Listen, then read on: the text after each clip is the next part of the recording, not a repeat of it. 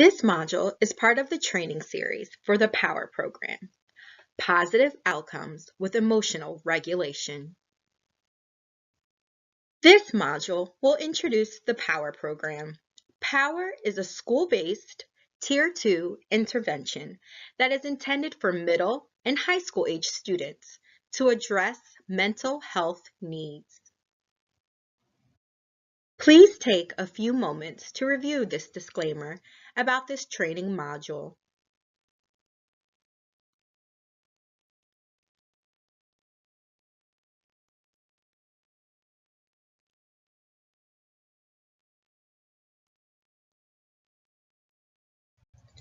The POWER program was developed out of the needs that are currently present within school settings and teen populations. Let's review the state of those needs. Recent evidence suggests that about 1 in 5 children and youth in the United States has some type of mental health challenge. These challenges include both externalizing problems, which are things we typically see such as inattention or non-compliance, as well as internalizing problems, or needs that we cannot see as easily, like depression and anxiety. Mental health needs appear to have increased throughout the COVID-19 pandemic due to many factors, including social isolation, fear for one's own health and others' health, the closure of schools, childcare settings, and workplaces, and many other stressors affecting children, youth, their families, and their communities. School closures specifically impacted many students, as schools are generally the most common point of entry for adolescents to see mental health services.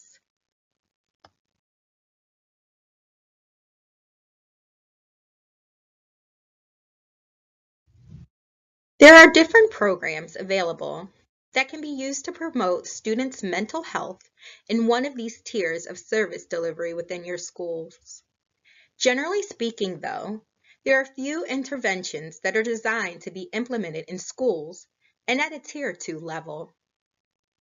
In addition, most interventions are developed for younger populations, such as elementary students, with few school-based mental health interventions designed specifically for middle school and high school populations.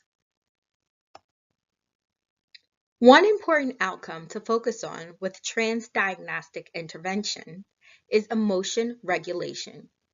We see that mental health needs and risks for mental health needs are generally associated with either underregulation or not enough control of one's thoughts, emotions, and behaviors, or overregulation, too much control of one's thoughts, emotions, and behaviors. Control to the extent that it is impairing to the individual. If we can address needs associated with underregulation and overregulation, we are likely to result in reduced symptoms and improve quality of life for students with a wide variety of presenting needs. And that's where the POWER program comes in. POWER stands for Positive Outcomes with Emotion Regulation. The POWER program is a group-based intervention focused on promoting students' emotion regulation skills and strategies. It contains a series of 7 core group meetings with options for a booster group meeting and individual meetings with group members.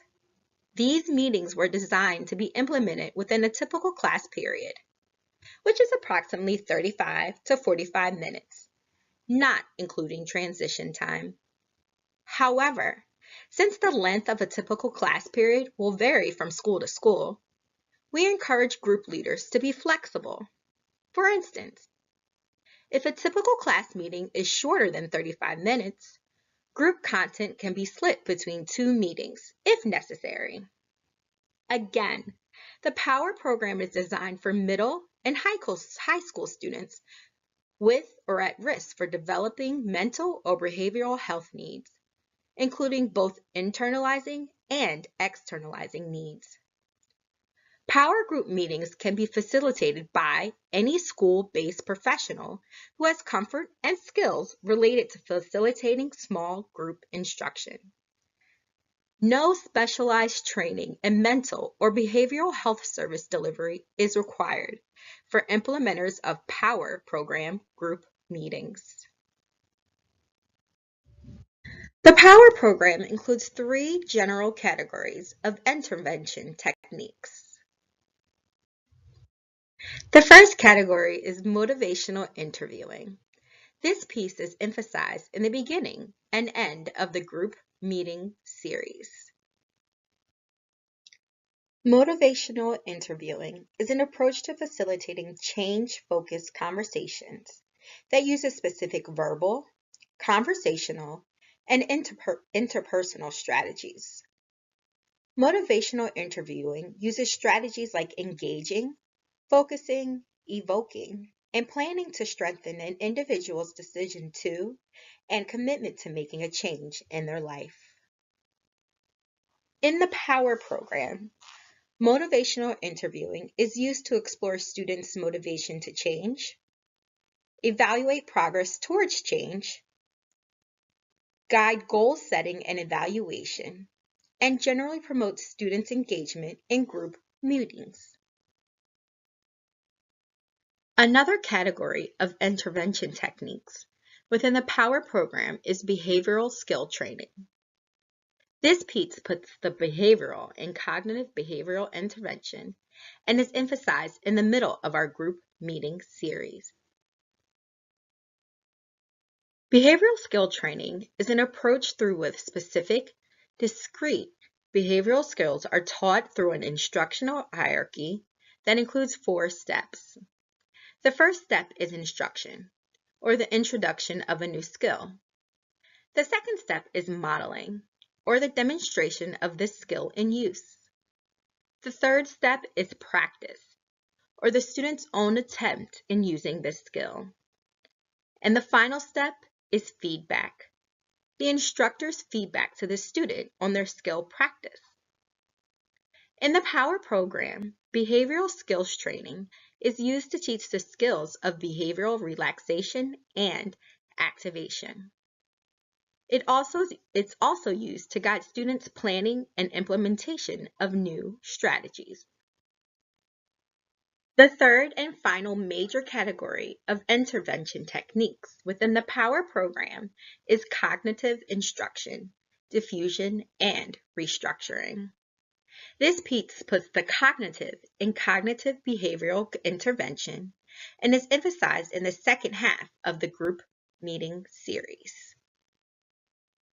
Cognitive instruction is provided in the Power Program to help students identify how their thoughts, emotions, and behaviors are all related. Students learn how to observe their thoughts and change their relationship with their thoughts. This strategy is related to the diffusion technique of acceptance and commitment therapy, or ACT. Students also learn how to observe, evaluate, and change their thoughts.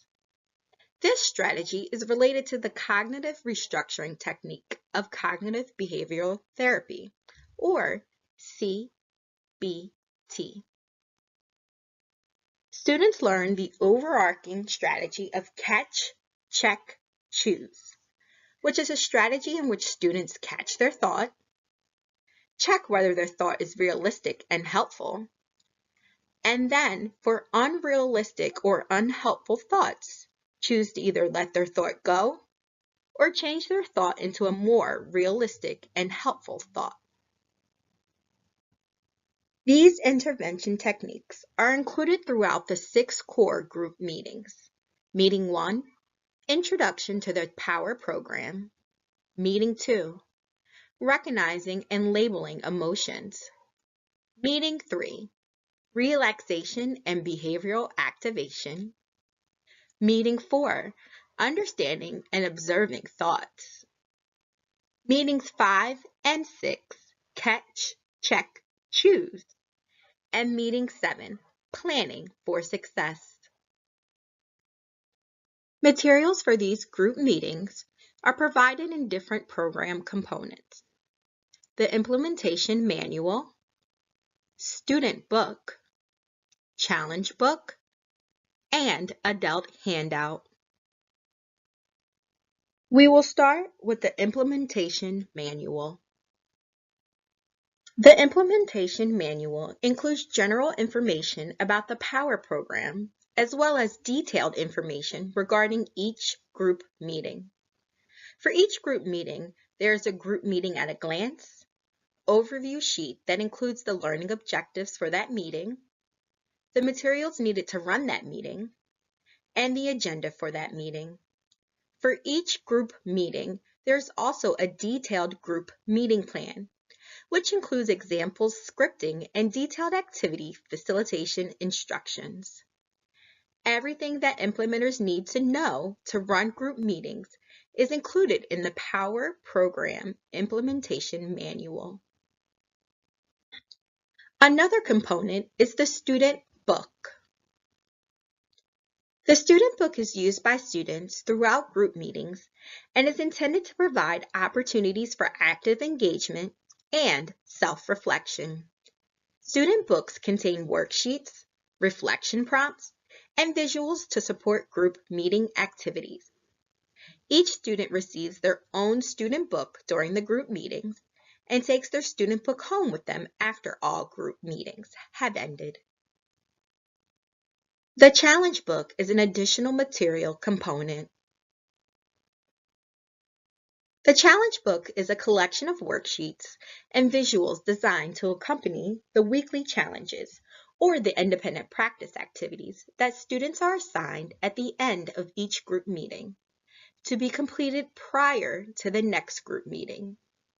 These independent practice opportunities are critical to students learning new skills, developing fluency with those skills, and using those skills in new and different settings.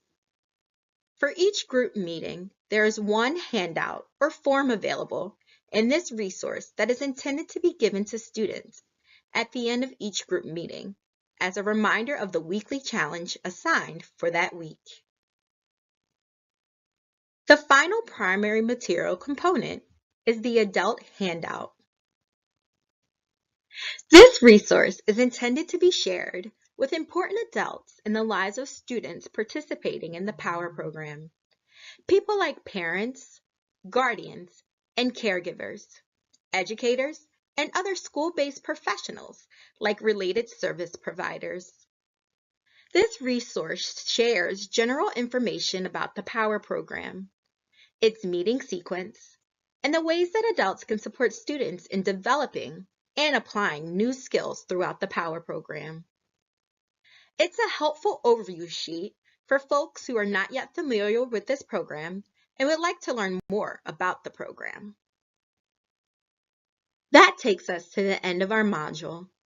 You should now be able to explain the need for the POWER program and describe the primary elements of the POWER program, including major intervention approaches and material components. If you are a POWER program implementer or school-based professional and have further questions, please consult the POWER Program Implementation Manual.